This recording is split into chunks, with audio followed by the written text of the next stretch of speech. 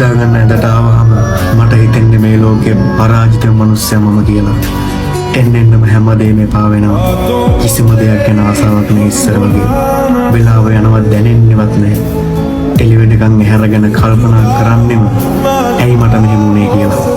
ජීවිතේට ආපු ගියපු හැමෝම මට මගේ ජීවිතේ එපා වෙන තැනටම ගෙනාවා.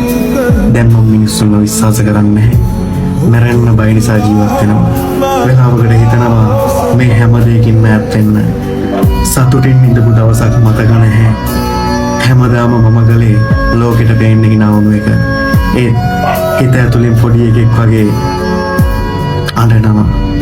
අපි මිනිස්සුන්ට අවංක වෙන තරමටම ඒ මිනිස්සු අපිට අවංක වෙනවා නම් හිතේ තියෙන පීඩනේ, හිතේ තියෙන දුක, හිතට දැනෙන තනිකම මේ හැම දෙයක් එක්කම මම හරි අමාරුවෙන් ලෝකෙට පේන්න hina වෙනවා.